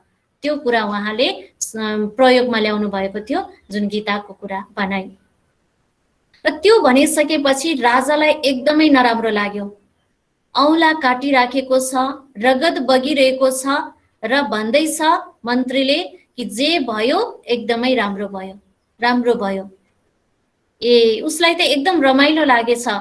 यदि मेरो शिर नै काट्यो भने त ऊ झन् उत्सव नै मनाउँछ होला, त्यति खुसी हुन्छ होला भनेर त राजालाई रिस उठ्यो। र राजाले सोच्नु भयो कि यो मान्छे ठिक रहेन रहेछ, र यसलाई म साथी लिएर जान्न। यदि जङ्गलमा लिएर जान्छु त यसले जे पनि गर्न सक्छ, त्यसैले यो व्यक्तिलाई नलानमै कल्याण हुन्छ, यसलाई म जेलमा राखिदिन्छु। र आफ्नो सैनिकहरूलाई अर्डर दिन्छन्, र सैनिकले लगेर समातेर लगेर जेलमा राख्न लान्छन्। र जाने बेलामा पनि बिरबलले के भन्नुहुन्छ कि जे छ कल्याण छ, यसमै कल्याण छ सरकार। राजालाई त लागिरहेको थियो त्यो जेलमा कल्याण हुन्छ, कति दुःख पाउँछ अनि कल्याण हुन्छ भनेर भन्नुभयो। त्यसपछि उहाँहरू अगाडि बढ्दै जानुभयो। अगाडि बढ्दै जाने क्रममा त कसो कसो सैनिकहरूबाट राजा एक्लै हुन पुग्नु भयो, एक्लै भइसकेपछि त्यहाँ जङ्गली मानवहरू बस्थे, र त्यहाँको जुन व्यक्तिहरू थिए उनीहरूले कालीको पूजा गर्थ्यो, र त्यो दिन मानव नर बलि दिने कार्य हुँदो रहेछ, र त्यो दिन कोही पनि मान्छे भेटेको थिएन, र भेटियो त्यही राजालाई। उनीहरू खुसी भए, राजा मोटो घाटो त्यही किसिमको थियो, ओहो राम्रै व्यक्ति नै फेला पर्यो बलि दिनको लागि भनेर खुसी भएर लिएर गए समातेर। अब ऊ त राजा थियो, तर त्यहाँ त उनीहरूलाई के थाहा राजा भनेर। र लिएर गइसकेपछि त उनीहरूको पनि त्यहाँनिर एउटा नियम हुँदो रहेछ, बलि दिनु अगाडि शरीरमा कुनै चोटपटक छ कि छैन भनेर हेर्ने। र यदि चोटपटक छ भने त्यसलाई बलि नदिने, ताकि देवीले त्यसलाई स्वीकार गर्नुको बदला, त्यसबाट केही प्राप्ति हुनुको बदला झन् अनिष्ट हुन्छ, उग्रता आउँछ भन्ने भनाइ रहेछ। र त्यहाँ पुजारीले लगेर दिन्छ। पुजारीले यसो हेर्दाखेरि त औँला काटेको, यो बलि त दिनु हुँदैन। यदि यो बलि दियो भने त देवी खुसी होइन, झन् उग्र भएर त अर्को विध्वंस हुन्छ, जुन के अनर्थ हुन जान्छ, त्यसैले यो बलि स्वीकार हुँदैन भनेपछि उनीहरूलाई त रिस उठ्यो। बल्ल बल्ल पाएको ल्याएको व्यक्ति पनि यस्तो परेछ, त्यहीँबाट कत्ता पुग्ने गरी फालिदिए। अनि जब बाहिरतिर पुग्यो राजा, तब के भयो त बल्ल होस आयो कि जुन मन्त्रीले भनेको थियो, जे छ कल्याण छ सरकार भनेको थियो, वास्तवमा यसमा धेरै ठुलो कल्याण रहेछ। यदि मेरो औँला नकाटिएको भए त आज मेरो गला नै काटिने रहेछ। म ठुलो परिस्थितिबाट बाँचे, ठुलो कालबाट बाँचे, यतिले गर्दा मेरो प्राण जोगियो। त राजालाई यस्तो लाग्यो, ताकि त्यो वैबल जुन मन्त्री थियो ऊ त त्रिकालदर्शी रहेछ, महाज्ञानी थियो। मैले यस्तो व्यक्तिलाई सजाय दिएँ, जेलमा हालेँ, म कस्तो रहेछु, म मूर्ख रहेछु भनेर एकदम आत्मग्लानी भयो। भइसकेपछि जुन राजा आउनुभयो, आइसकेपछि बिरबलसँग माफी माग्दै, मैले तिमीलाई अन्याय गरे, तिमी त त्रिकालदर्शी रहेछौ, तिमीले जे भनेको थियो धेरै राम्रो भनेको थियो रहेछ, र यदि आज मेरो औँला नकाटिएको भए यो अवस्था मेरो हुन्थ्यो भनेर उहाँले बिरबलसँग भन्नुहुन्छ।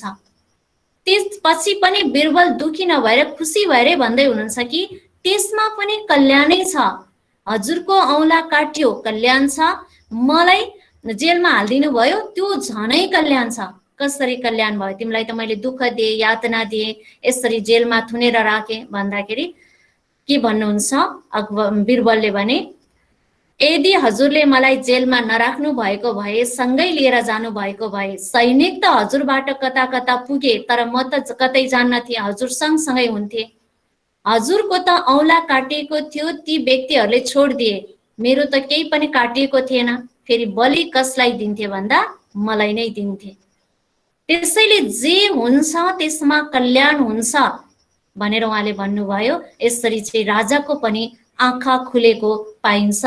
त्यस्तै गरी हामीहरूलाई पनि लाग्छ कुनै यस्तो घटनाहरू हाम्रो सामने आउँछ, हाम्रो जीवनमा पर्छ, ताकि मलाई मात्र यस्तो परिराखेको छ, मलाई किन यस्तो नराम्रो भयो, त्यसलाई नराम्रो सोच्नु भन्दा पनि त्यसभन्दा पछाडि त्यसभित्र भएको कल्याणलाई हामीले हेर्न सक्यौं, र यसपछि मेरो राम्रो नै हुनेछ, कल्याण नै हुनेछ, या के कल्याणकै लागि यो कार्य भएको छ भनेर सोच्यौं भने त पछि गएर हामीले अवश्य रिजल्ट प्राप्त गर्नेछौँ।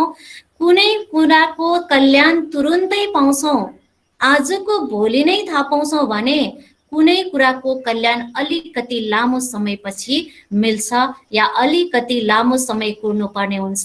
तर हरेक घटनाले हामीलाई केही सिकाउन आएको हुन्छ, केही बनाउन आएको हुन्छ, केही दिनको लागि आएको हुन्छ। त्यसैले त घटनालाई हामीले नेगेटिभ या कुनै परिस्थितिलाई नकारात्मक रूपबाट लिने भन्दा पनि सकेसम्म सकारात्मक रूपबाट नै लिख्न सक्यो भने त यो धेरै नै राम्रो हुन्छ। आज पनि राम्रो, पछि त फेरि सधैँ नै छ। यसरी स्वयं परमपिता परमात्माले यस समयमा आएर हामीलाई त संकल्पलाई शुद्ध बनाउन या विचारलाई सकारात्मक बनाउनकै लागि भन्दै हुनुहुन्छ, र जस्तो सोच्छौं त्यस्तै बन्छौं, र अहिले हामीलाई सोचलाई परिवर्तन गर्न भन्दै हुनुहुन्छ। र यही सोचबाट नै, यही संकल्पबाट नै फेरि त्यो सुन्दर संसारको निर्माण हुने रहेछ। सुन्दर संसार, सत्युगी संसार बन्ने भएको हुनाले अलिकति पनि नकारात्मक नसोच।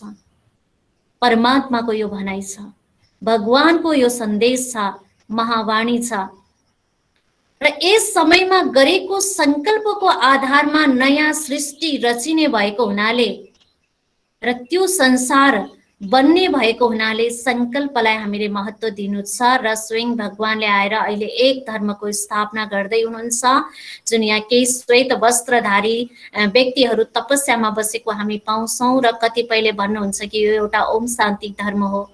यो एउटा ओम शान्ति धर्म नभइकन यो एउटा शिक्षा दिने या पढाइ या त्यो धर्म स्थापना गर्ने कार्य भइरहेको छ र त्यो धर्म चाहिँ स्थापना हुँदैछ, त्यो चल्छ सतयुग र त्रेता 2500 वर्षसम्म, जुन एक आदि सनातन देवी देवता धर्मको रूपमा चल्छ र यही देवी देवता धर्म द्वापर युगमा जान्छौँ। द्वापर युगमा गइसकेपछि र आज हामीले भन्छौँ हिन्दू धर्म। हिन्दू धर्म, यसको धर्म पिता को हो र हिन्दू धर्मको सुरुवात कहिले भयो, यो सोध्यो भने हामीसँग के जवाफ होला? हिन्दू धर्मको स्थापना कहिले भयो र कसले गर्यो? जस्तै हरेक धर्मको कुरा गर्ने हो भने कति समय भयो आएको, ट्याक्क उहाँहरूको मिति छ, यो समयमा आएको भन्नुहुन्छ। धर्मपिताको नाम के हो त्यो पनि तुरुन्त बताउनुहुन्छ भने हामी हिन्दू धर्मावलम्बीहरूले के भन्छौँ होला, हिन्दू धर्मवालाले के भन्छौँ होला? किन ठ्याक्कै एउटा यही हो भनेर भन्न सक्दैनौँ र जसले जो मानिराखेको छौँ त्यही भनिराखेको छौँ। कसैले नारायण, कसैले विष्णु, कसैले कृष्ण, कसैले को भनिराख्नु भएको छ। किन यसरी भन्दैछौँ त भन्दा यो धर्मको स्थापना कहिले भएको रहेछ भन्दा यही चलिरहेको समय पुरुषोत्तम संगम युग, अहिले रहेको तपस्या गरिरहेको बेला नै परमात्माले आएर एक धर्मको स्थापना प्रजापिता ब्रह्माको शरीरको आधार लिएर गर्नु हुँदो रहेछ।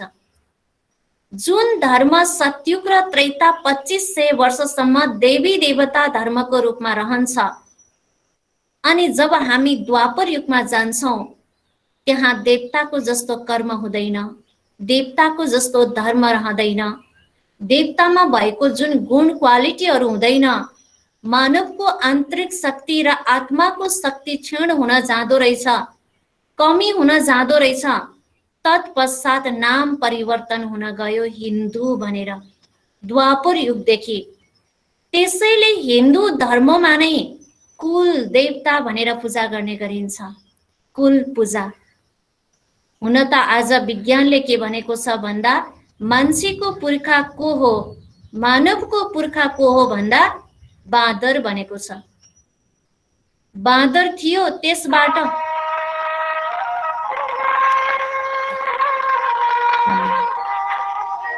बाँदरबाट मनुष्य बनेको भनेर हामी पाउँछौँ।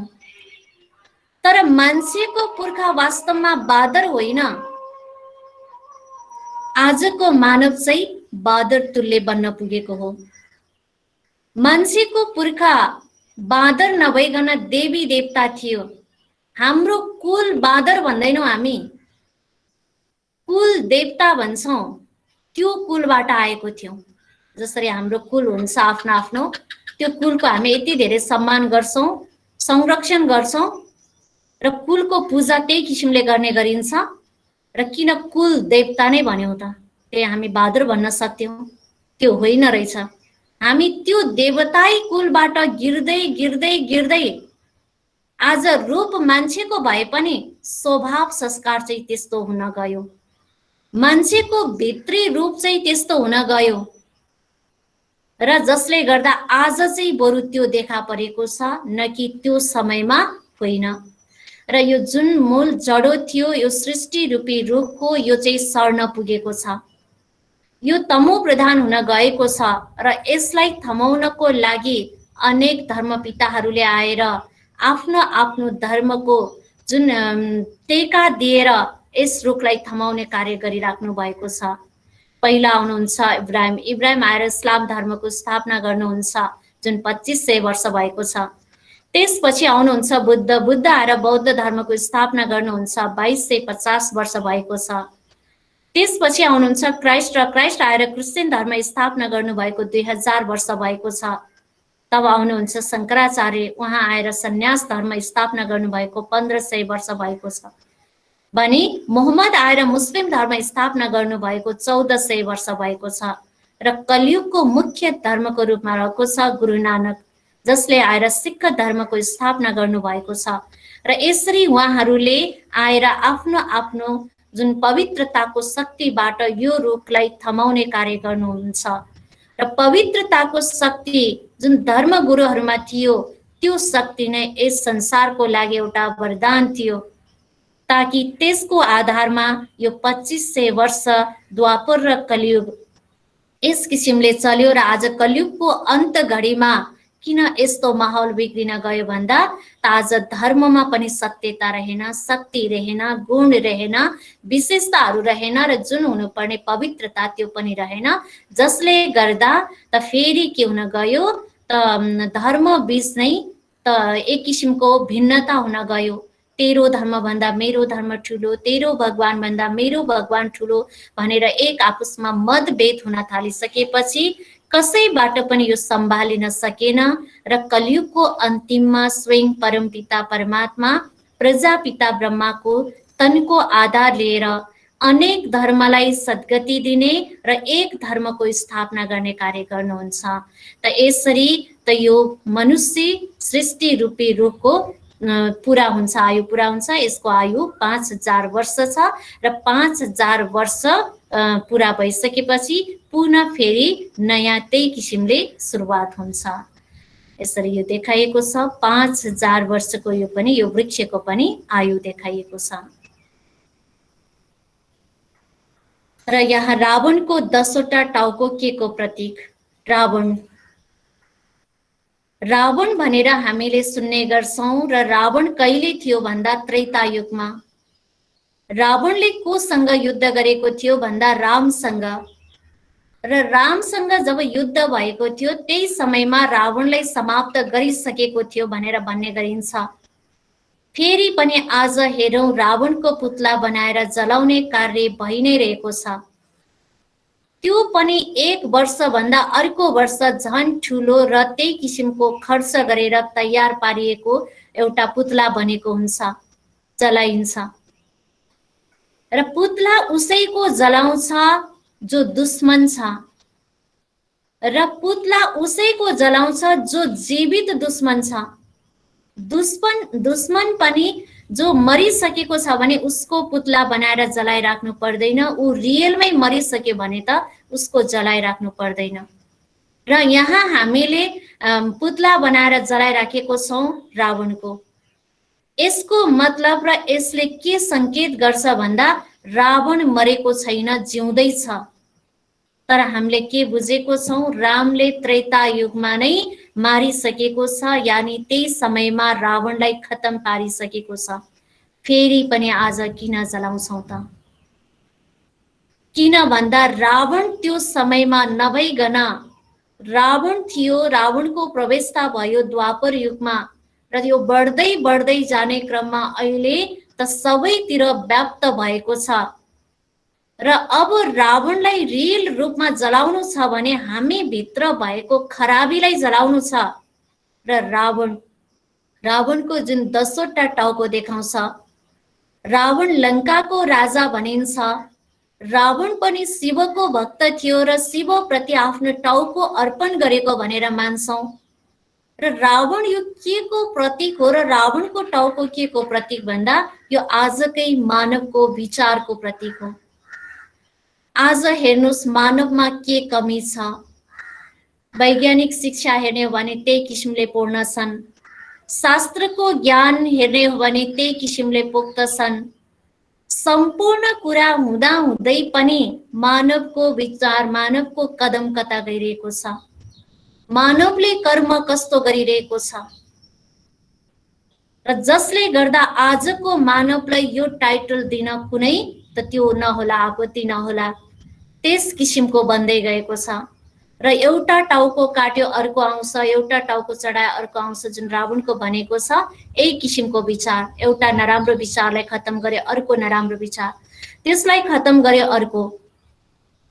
र अब परमात्माले यही चीजलाई समाप्त गर भन्दै हुनुहुन्छ। र यो 10वटा टाउको भनेको पाँच विकार नर, पाँच विकार नारीको प्रतीक हो। यसलाई समाप्त गर्नु छ। र लङ्का जुन रावणको राज्य भनिन्छ, आज यो संसार नै एउटा लङ्का जस्तो बन्न पुगेको छ, जहाँ सारा दुनियाँ नै रावणको राज्य बनेको छ। र आज भगवान परमात्मा सर्वव्यापी नभइकन यो रावण चाहिँ सर्वव्यापी छ, जताततै छ, जसले गर्दा हरेकको कर्मबाट हामी यो देख्न पाउँछौँ। र उता सीतालाई हरण गरेर शोक वाटिकामा राखेको भन्ने कुरा हामी पाउँछौँ। सीता अर्थात् एउटा सीता होइन, सीता भनेको एउटा प्रतीकात्मक कुरा नै थियो। र सीता भनेको एउटा शीतलताको प्रतीक, सीता भनेको एउटा 7 गुणको प्रतीक। आज हरण चाहिँ के को भएको छ भन्दा गुणको हरण भएको छ, शीतलताको हरण भएको छ। र यस्तो गुणहरू चाहिँ सबै के भइसकेको छ, खत्तम हुँदै हुँदै हुँदै एकदमै जिरो अवस्थामा पुगेको छ। त यसलाई चाहिँ के गर्नु छ, यसको चाहिँ आज एकजनाको मात्र नभएर सारा विश्व भनौँ, दुनियाँको भनौँ, एक किसिमले अवस्था बनेको छ। त्यसैले रावणको 10वटा टाउको प्रतीक हो 5 विकार नर, 5 विकार नारीको प्रतीक। यसरी आज यो सारा दुनियाँमा व्याप्त छ, यो नै रावण राज्य हो। र यसरी हामी भित्र भएको आसुरीपनालाई जब हामी समाप्त गर्छौँ र रावणेपना नराम्रो विचारहरूलाई समाप्त गर्छौँ, तब हाम्रो 7वटा जुन गुण हनन भएको छ त्यो फेरि आफसे आप जागृत हुन्छ। तब हामी देव तुल्य बन्छौँ, सीता समान बन्छौँ, लक्ष्मी समान बन्छौँ, नारायण समान बन्न पुग्छौँ। र यसरी यहाँ के कलियुग अझै बच्चै छ त? आज के भनेको छ भन्दा कलियुग बच्चै छ। कलियुग केही समय मात्र बितेको छ, धेरै समय बाँकी छ। तर परमात्माले के भन्दै हुनुहुन्छ, कलियुग बच्चै होइन, कलियुग केही समय बचेको मात्रै छ भनेर भन्दै हुनुहुन्छ। र आज शास्त्र पढ्ने व्यक्तिहरूले यो कुरा भन्दै हुनुहुन्छ। शास्त्रमा जे कुरा त्यो बुकमा लेखिएको छ त्यही कुरा नै त्यहाँ बताइराख्नु भएको छ। यति समय बित्यो त्यो भनिएको छैन, तर समय त बित्दै गइराखेको छ, अगाडि बढि नै राखेको छ। जुन कुरा हाम्रो बुवा हजुरबुवाहरूले सुन्नुभयो त त्यही कुरा सुनाइयो, र आज हामी जुन सुन्दैछौँ त्यो पनि त्यही जे लेखेको छ त्यही सुनाइएको छ। यति समय बित्यो भनेर भनेको छैन। त्यही गुरुको कुरालाई सुनेर, शास्त्रकै कुरालाई सुनेर आजको मानव कुम्भकर्णको निन्द्रामा सुतेको छ। हामी सोच्ने गर्छौँ कुम्भकर्ण भनेको त एकजना रावणको भाइ पो थियो। वास्तवमा एकजना रावणको भाइ कुम्भकर्ण होइन कि आज सारा दुनियाँ नै कुम्भकर्णको निन्द्रामा सुतेको छ। र यही कुराहरूलाई सुनेर र एकातर्फ परमात्माको यादबाट ब्रह्मा कुमारी सरस्वतीले ज्ञानामृत पिलाइराखेको छ। उठ जाग केही गर, सुत्ने समय छैन, भगवान धरतीमा आइसक्नु भएको छ, गर्ने बेला यही हो, अहिले गर्दैनौ भने कहिले पनि गर्न सक्दैनौ। यसरी ज्ञान अमृत पिलाएको छ भने एउटा कानले अमृत पिएको छ, अर्को कानले निकालिराखेको छ विष, यानी धेरै बनाएर। एकातिर त हामीले यसलाई हो भन्छौँ, यो गर्नुपर्ने हो भनिराखेको हुन्छ भने अर्को फेरि माहौल मिल्ने बित्तिकै त कहाँ अहिले गर्ने हो, बेला भएको छैन, बुढेसकालमा गरौँला, 60 वर्षपछि धर्म कर्म गर्ने हो, यस्तो ज्ञान गुणको कुराहरू सुन्ने हो, अहिले होइन भनेर भन्ने गर्छौँ। वास्तवमा मृत्युले कसैलाई यो भनेको छैन तिमी 60 वर्ष पुग्यौ अब तिमी जानुपर्छ, तिमी यति समय पुग्यौ त्यो भनेको छैन। मृत्यु सबैको शेरमा घुमेको छ, जसको पनि जतिखेर अन्त हुन सक्छ। आज गाउँको गाउँ, सहरको सहर त्यो अवस्थामा पुगेको छ। त्यसैले अहिले हामी गर्दैनौँ भने हामीले कहिले पनि गर्न सक्दैनौँ, ताकि हामीले पछि गर्छौँ भन्यौँ भने केही पनि गर्न सक्दैनौँ। र यसरी आज यो 5 विकारको आगोमा सृष्टि जलिराखेको छ भने यस्तो यस्तो व्यक्ति समातेर हाँसिराखेको छ, यस्तो व्यक्तिको जन्म भइसकेको छ, सम्पूर्ण विनाश गर्ने तयारी गरिराखेको छ भने अर्कोतिर यो जुन सृष्टिलाई छ, यो दुनियाँलाई छ, अक्सिजन दिदी बचाइराखेको छ। अक्सिजन कतिखेर दिइन्छ भन्दा जब नबाच्ने स्थिति हुन्छ तब अक्सिजन दिइन्छ केही क्षण बचाउनको लागि। यहाँ अक्सिजन दिदी केही क्षण यहाँ बचाइराखेको पाउँछौँ भने अर्कोतिर मिसाइल ठिक पारेको छ। यो अनेक आणविक अस्त्र शस्त्र बनेको छ, राख्नको लागि होइन, प्रयोग गर्नकै लागि बनेको छ। र यदि हामी गर्दैनौँ भने पनि हरेकको टाइम छ, टाइम आएपछि यो भ्रष्ट हुन्छ, जसबाट यो आसुरी सृष्टिको विनाश हुँदै फेरि यही संसार सुन्दर संसार बन्छ, स्वर्णिम संसार बन्छ, सुखदायी संसार बन्छ, जुन दुनियाँको स्थापना गर्न भगवान पुनः 85 वर्षदेखि यस धरामा अवतरित भएर मानव कल्याणको लागि शिक्षा दिने कार्य गरिराख्नु भएको छ। र उहाँले आएर जुन शिक्षा दिएर आफ्नो कार्य पनि लगभग पुरा गर्ने बेला भएको छ। त्यसैले अहिले जागौँ, अहिले गरौँ, ताकि यो नभनौँ कि वृद्ध अवस्थामा गरौँला। वृद्ध अवस्था भइसकेपछि त यो शरीरले पनि हामीलाई साथ दिँदैन, जान चाहेको ठाउँमा हामी जान सक्दैनौँ, केही भनेको कुराहरू हामी बुझ्न सक्दैनौँ, हाम्रो कर्मेन्द्रिय शिथिल हुन्छ, स्मरण शक्ति कम हुन्छ, दाँत हाम्रो सबै झरेको हुन्छ, हामी राम राम भन्छौँ भने त्यो पनि एउटा शुद्ध हुन जाँदैन भने त्यो समयमा हामीले के गर्न सक्छौँ। त्यसैले जे गर्न सक्छौँ त्यो अहिले नै गर्न सक्छौँ र अहिलेकै लागि परमात्माले हामीलाई त्यो इशारा दिँदै हुनुहुन्छ। र यसरी आज यहाँहरू समक्ष हामीले यो 84 जन्मको कुरा, मानव वृक्ष, वंश वृक्ष, जुन कल्प वृक्षको कुरा र कलियुगको के छ जसको अवधि, यसको कुराहरू यहाँहरू समक्ष राखेका छौँ। र भोलि यहाँहरू समक्ष एकदमै महत्त्वपूर्ण विषयमा रहनेछौँ, मेडिटेसन राजयोग, जुन राजयोगको महत्त्वहरू र राजयोग गर्ने विधिहरू यहाँहरू समक्ष राख्नेछौँ। यसरी यहाँहरू यस समयसम्म, यति समयसम्म परमात्मा चिन्तन, परमात्मा अनुसरण र यहाँहरूले आफ्नो केही समय परमात्माको लागि र आफ्नै लागि प्रयोग गर्नुभएको छ, यसरी रहनु भएको छ र यहाँहरूले दिएको समय एकदमै अमूल्य छ र यो अमूल्य र पुण्यकै खातामा जम्मा पनि भएको छ र फेरि पनि साथमै रहनुहुनेछ। अझै पनि हामी 2 दिन सँगै रहनेछौँ, केही कुरा अझै राख्नेछौँ। सधैँ झै हामीले आफ्नो शरीरलाई एकदमै हल्का र सिधा राख्नेछौँ।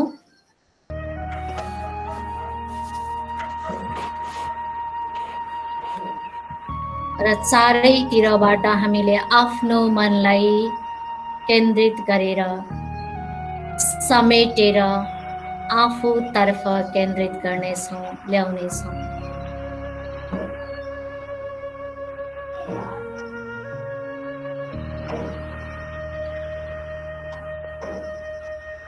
र चारैतिर छरिएको मन, भट्किरहेको बुद्धि लाई केन्द्रित गर्दै निधारको बेस भाग, भ्रिकुटीको मध्यमा केन्द्रित गर्दैछु, जहाँ एउटा चैतन्य शक्ति आत्मा विराजमान छ।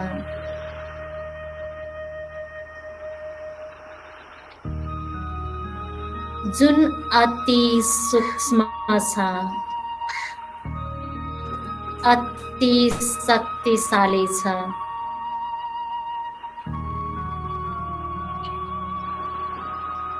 जसलाई म ज्ञानको आँखाबाट देख्दैछु, दिव्य दृष्टिद्वारा देख्दैछु।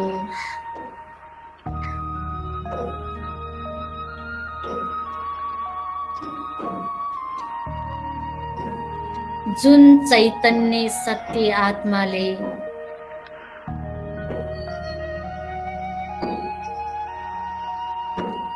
यस संसारमा अनेक नाम रूप धारण गरेर पाठ बजाउँदै आएको छ।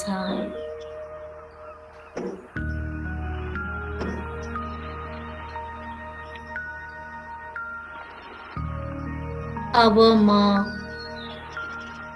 केही समयको लागि यस देह र देहको दुनियाँदेखि पर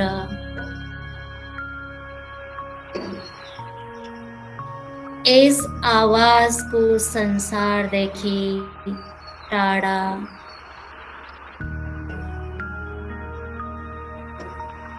आफ्नो अति प्यारो घर परम धाम तर्फ जाँदैछु।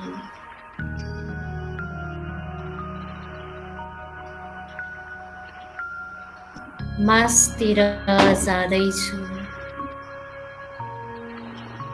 जाँदैछु।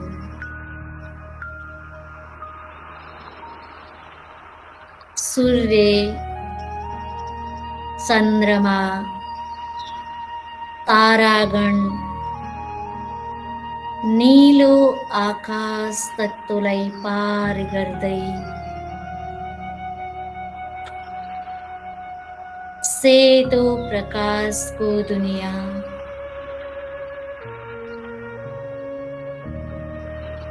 सूक्ष्म लोक, यसलाई पनि पार गर्दै परम धाम मेरो अति प्यारो घर जहाँ म प्रवेश गर्दैछु, प्रवेश गर्दैछु।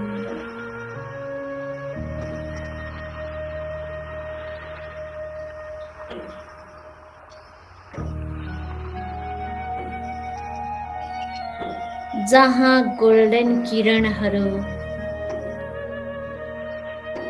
चारैतिर फैलिरहेको छ,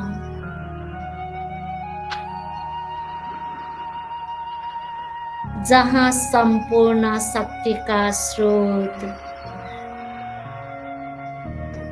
शिव बाबा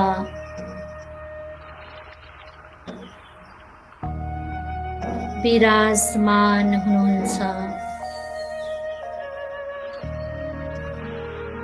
वहाँको म एकदमै नजिक जाँदैछु, नजिक जाँदैछु।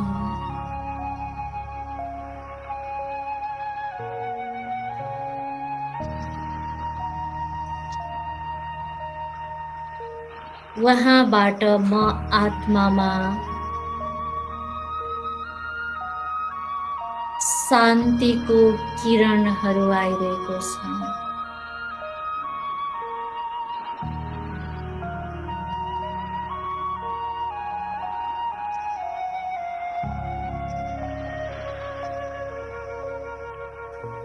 प्रेमको किरणहरू आइरहेको छ। पवित्रताको किरणहरू आइरहेको छ।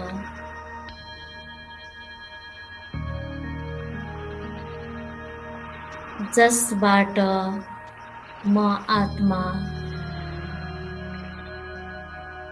भरपूर हुँदैछु।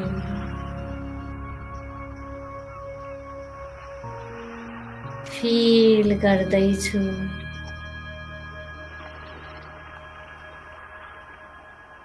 शान्ति, गहन शान्ति, सर्वत्र शान्ति।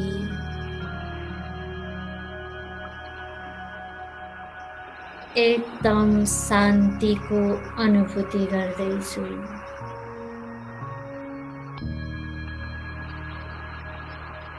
अन्तर्चेतना जागृत हुँदैछ।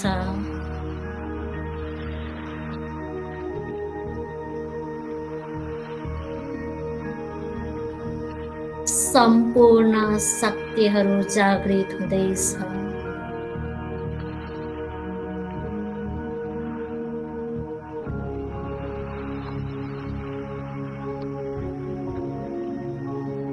यिनै शक्तिहरूबाट भरपूर हुँदै, तृप्त हुँदै पुनः म त्यस घरबाट तल सूक्ष्म वतन आकाश तत्व, तारागण, चन्द्रमा, सूर्य, पार गर्दै गोलो पृथ्वी नेपाल धरती म आफ्नो एरिया म आफ्नो घर र म आफ्नो शरीरमा प्रवेश गर्दैछु प्रवेश गर्दैछु प्रवेश गर्दैछु ओम शान्ति। आज डे 5 मा पनि यहाँहरूले एक्टिभली पार्टिसिपेट जनाइराख्नु भएको छ र आफ्नो जिज्ञासाहरू क्वेसन्सहरू च्याट बक्समा राखिराख्नु भएको छ। यहाँहरूको क्वेसन्सहरू जिज्ञासाहरू म भरत सर समक्ष राख्न चाहन्छु। भरत सर यहाँ राख्नु भएको छ, यो सत्ययुगबाट कलियुगसम्म आउँदा कला घट्दै आउँदो रहेछ र मानव आत्मामा एक प्रकारको डिग्रेडेसन हुँदै जाने रहेछ। वास्तवमा यस्तो के कारणले गर्दाखेरि हुन्छ, अलिकति प्रश्न पारिदिनुहोस् न भनेर राख्नु भएको छ भरत सर। साह्रै राम्रो प्रश्न रहेको छ। वास्तवमा हामीले सिडीको चित्रमा कुराहरू गरेका थियौँ। हामी सत्ययुगमा हाम्रो आत्मा सतो प्रधान हुन्छ, त्यसपछि बिस्तारै हामी त्रेतायुगमा आउँछौँ। त्रेतायुगमा आइपुग्दा आत्मा सतो गुणयुक्त हुन्छ, द्वापरयुगमा आइपुग्दा आत्मा रजो प्रधान हुन्छ भने कलियुगमा आइपुग्दा आत्मा तम प्रधान हुन्छ।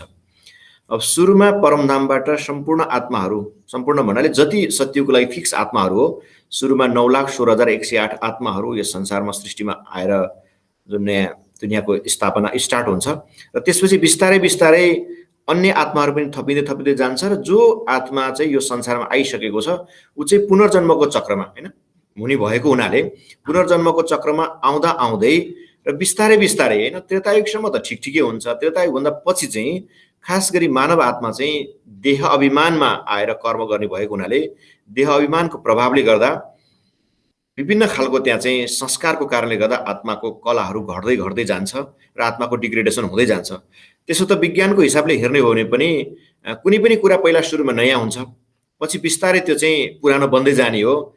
थर्मोडाइनामिक्सको सिद्धान्तले पनि के भन्छ भने ल अफ इन्ट्रोफीमा पहिला कुनै पनि चिज अर्गनाइज्ड फर्ममा हुन्छ नि, बिस्तारै डिसअर्गनाइज्ड फर्ममा जाने हो। आत्मा पहिला हामी परमधामबाट यो संसारमा आउँदाखेरि सुन्दर थियो, पवित्र थियो, प्योर थियो, सम्पूर्ण एउटा चाहिँ एउटा सत्वप्रधान थियो भने बिस्तारै पछि जन्म पुनर्जन्मको चक्रमा आउँदा आउँदै चाहिँ आत्माको क्वालिटीहरू घट्दै जान्छ। अर्को कुरा बिस्तारै जनसङ्ख्याहरू बढ्दै बढ्दै गइसकेपछि सारा विश्वभरिमा पहिला थोरै जनसङ्ख्या हुन्थ्यो, पछि बिस्तारै बढ्दै बढ्दै गइसकेपछि जति मान्छेले आफ्नो रिक्वायरमेन्टहरू पुरा गर्नुपर्ने हो, जनसङ्ख्या धेरै बढेपछि उनीहरूको धेरै कुराहरू परिपूर्ति गर्न सक्दैनन्। त्यो कारणले गर्दा पनि आत्माको चाहिँ डिग्रेडेसन घट्दै जान्छ र आत्मा चाहिँ सतोबाट चाहिँ सतो प्रधानबाट सतो, त्यसपछि रजो, त्यसपछि तमो अवस्थामा आउँछ र सुरुमा भनेको 9,16,108 आत्मा हुन्छ सत्ययुगमा भने सत्ययुगको अन्तिम आइपुग्दाखेरि सारा विश्वभरिमा 2 करोड आत्माहरू पुग्छन् र त्रेतायुगको अन्तिम आइपुग्दाखेरि सारा विश्वभरिमा 33 करोड जनसङ्ख्या हुन्छ, जसलाई हामी 33 कोटी देवी देवता भनेर भन्छौँ र द्वापरयुगको मध्यतिर आइपुग्दा लगभग 50 करोड जनसङ्ख्या पुग्छ भने कलियुगको अन्तिम आइपुग्दा अहिले लगभग 7-8 अरब होइन पाउने 8 अरब जति जनसङ्ख्या अहिले पुगिसकेको छ। यो आत्मा आउने क्रम जारी छ र आत्माहरू अझै थपिँदै जान्छ र यसरी जन्म पुनर्जन्मको चक्रमा आउँदा आउँदै आत्माको क्वालिटीहरू चाहिँ घट्दै जाने कुराहरू हुन्छ र सत्यमा त्यति धेरै प्योर आत्मा हेर्नुहोस्, किनभने सारा विश्वभरिमा 9,16,108 मात्र हुन्छ। आज पनि हामी 9,16,108 को कति धेरै गायन गर्छौँ, किनभने सत्ययुगी दुनियाँको सुरुमा आउने आत्माहरूको धेरै गायन गरिन्छ। जस्तै 9 लाखको हामी कति गायन गर्छौँ, 9 लाखे तारा भन्छौँ होइन, नवरत्नको औँठीहरू बनाएर लगाउने गर्छौँ होइन, 108 को पनि त्यतिकै हामीले मालाहरू जप्ने गर्छौँ, 16,000 को पनि त्यस्तै किसिमको गायन छ होइन। उतातिर चाहिँ कृष्णको चाहिँ 16,108 गोप गोपिनीहरू थियो भन्ने कुराहरू गरिन्छ। जे होस् त्यो 9,16,108 सत्ययुगको आत्माहरू एकदमै महत्त्वपूर्ण आत्माहरू।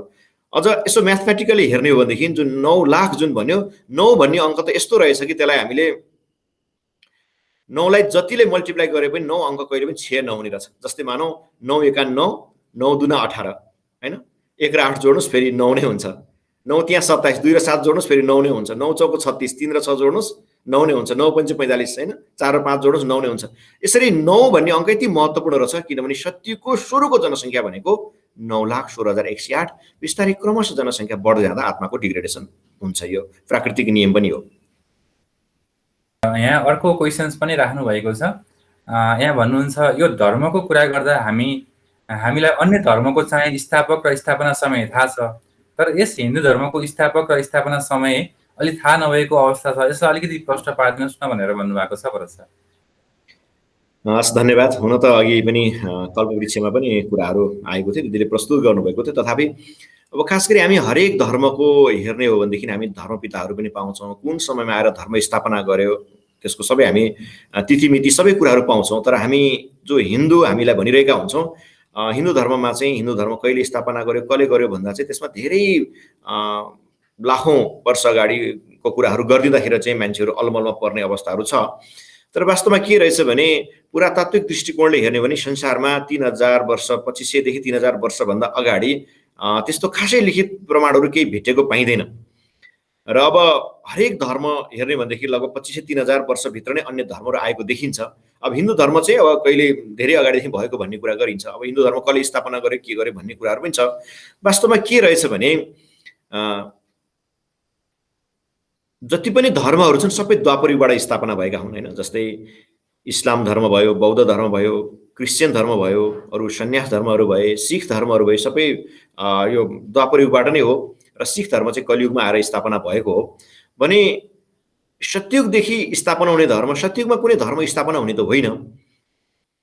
जब अनेक धर्महरू स्थापना भइसक्छन् तर पनि संसारमा दुःख अशान्ति बढिसकेपछि सम्पूर्ण मानवले भगवानलाई पुकार्छन्, हे भगवान आउनुहोस्, हामीलाई दुःखबाट छुटाउनुहोस्, मुक्त गर्नुहोस् भनेर सम्पूर्ण मानव आत्माले परमात्मालाई पुकार्छन्। र गीतामा पनि के छ भने यदा यदा धर्मस्य ग्लानिर्भवति भारत जुन भनिएको छ, जब जब धर्मको अति ग्लानि हुन्छ, पापको वृद्धि हुन्छ, त्यति बेला अनेक धर्मको विनाश र एक साथ धर्म स्थापना गर्नको लागि यो संसारमा परमात्माको अवतरण हुने भन्ने कुराहरू भनिएको छ। त्यही अनुसार आज यो संसारमा धर्मको पनि अति ग्लानि भएको छ, पापको पनि वृद्धि भइरहेको छ। र कलियुगको अन्तिम समयमा जसलाई हामी पुरुषोत्तम संगमयुग भन्छौँ, जब स्वयं परमपिता परमात्मा धरतीमा आउनुहुन्छ, त्यसपछि भनेको पुरुषोत्तम संगमयुग स्थापना हुन्छ, पुरुषोत्तम संगमयुग सुरु हुन्छ। पुरुषोत्तम संगमयुगमा स्वयं परमपिता परमात्मा भगवान शिवले प्रजापिता ब्रह्माको साकार मानवीय तनको आधार लिएर एक धर्म स्थापना गर्नुहुन्छ। त्यो धर्मको नाम हो आदि सनातन देवी देवता धर्म। त्यो धर्म अहिले हामी मान्दैनौँ। अहिले धर्म स्थापनाको कार्य भइरहेको छ, त्यो धर्म अहिले हामी मान्ने होइन। त्यो धर्म भनेको जसले अहिले आध्यात्मिक ज्ञानको जति पनि कुराहरू संस्कार लिएर गएका हुन्छन् ती आत्माहरू फेरि परमधाम पुगेर सत्ययुगमा आउँछन्। सत्ययुगमा आइसकेपछि त्यो दुनियाँको लागि चाहिँ धर्म स्थापना हुने हो। त्यो धर्म भनेको चाहिँ सत्य त्रेतायुग 2500 वर्षसम्म चल्ने रहेछ, जसलाई हामी एक आदि सनातन देवी देवता धर्म भनेर भन्छौँ। अब पछि त्यही धर्म नै स्वयं परमपिता परमात्मा भगवान शिवले स्थापना गरेको धर्म नै जब द्वापरयुग प्रारम्भ हुन्छ, विभिन्न धर्मपिताहरू पनि आउनुहुन्छ भने द्वापरयुगको अलिक केही समयपछि चाहिँ त्यो धर्मलाई पछि बिस्तारै बिस्तारै हिन्दू धर्म भनेर भनिन थालिएको। वास्तवमा हिन्दू धर्म भनेको चाहिँ स्वयं परमपिता परमात्मा भगवान शिवले प्रजापिता ब्रह्माको साकार मानवीय तनको आधार लिएर पुरुषोत्तम संगमयुगमा स्थापना गर्नुभएको धर्म हो। संसारमा सबैभन्दा प्राचीन र पुरातात्विक दृष्टिकोणले सबभन्दा पहिलो धर्म भनेको नै हिन्दू धर्म हो, जसलाई सुरुमा नामाकरण चाहिँ आदि सनातन देवी देवता धर्म भनिन्थ्यो। आदि भनेको प्रारम्भको, सनातन भनेको निरन्तर चल्दै आउने र कहिले पनि त्यो नाश नहुने, र देवी देवता भनेको सत्ययुग त्रेतायुगमा जति पनि मानव आत्मा थिए सबै देवतुल्य थिए। र त्यो धर्म अहिले पनि हामी सनातन धर्म भनेर भन्ने गर्छौँ। वास्तवमा हाम्रो थियो आदि सनातन देवी देवता धर्म। द्वापर युगपछि नै त्यो धर्मको नाम चाहिँ बिस्तारै बिस्तारै पछि हिन्दू धर्म भनेर भन्ने थाल्यो। हिन्दू धर्म भन्ने शब्द चाहिँ अब विभिन्न कुराले गरिन्छ। खासै हिन्दू धर्म भन्ने शब्द हिन्दुस्तानबाट आएको भन्ने कुराहरू पनि छ। जस्तै हामी कुराहरू हेर्छौँ इतिहासमा पनि पढ्दाखेरि अब हिन्दू भनेको चाहिँ जो अब हिन्दुस्तान भन्ने शब्दको कुराहरू गर्दा चाहिँ जो सिन्धु घाटीको किनारमा बस्ने व्यक्तिहरूलाई चाहिँ सिन्धु भनियो। बिस्तारै त्यो सिन्धुहरू चाहिँ हिन्दू भएको भन्ने कुराहरू पनि हामी पढ्न पाउँछौँ। र त्यसले गर्दाखेरि चाहिँ पछि हिन्दुस्तानबाट हिन्दू भन्ने नामाकरण भएको वास्तवमा स्वयं परमपिता परमात्माले स्थापना गर्नुभएको धर्म, जुन सुरुमा आदि सनातन देवी देवता थियो र जुन पछि चाहिँ त्यसलाई चाहिँ हिन्दू भनिएको। वास्तवमा सबैभन्दा पुरानो प्राचीन धर्म चाहिँ यो हो, जुन स्वयं परमात्माले स्थापना गर्नुभएको। मुख्य रूपमा रहेका क्वेसन्सहरू च्याट बक्समा यति नै रहेको छ। यहाँले आगामी दिनमा पनि आफूमा भएका जिज्ञासाहरू प्रश्नहरू राख्नुहुनेछ भन्दै आजलाई बिदा हुन चाहन्छु। ओम शान्ति। ओम शान्ति।